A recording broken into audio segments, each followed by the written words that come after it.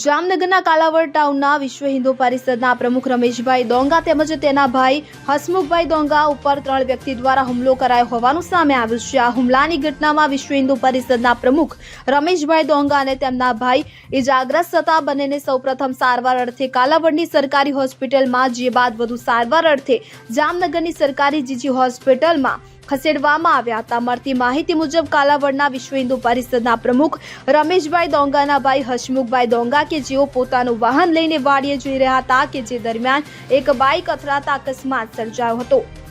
જે અકસ્માતમાં નુકસાન થયું છે તેમ કહી સામાવાળા 3 વ્યક્તિએ હુમલો કરી દેતા કાલાવડમાં ભારે ચર્ચા જાગી છે। તો પોલીસની ટુકડી જામનગરની સરકારી હોસ્પિટલમાં દોડી ગઈ છે અને આ બનાવ અંગે પોલીસ ફરિયાદ નોંધવા તજવીજ હાથ ધરાઈ હતી। Bureau report CN24 news. હવે જુઓ દેશ દુનિયાની તમામ ખબરો તમારી આંગળીના ટેરવે। ઉઠાવો મોબાઈલ અને Google Play Store પરથી ડાઉનલોડ કરો અમારી CN24 ન્યૂઝ મોબાઈલ એપ।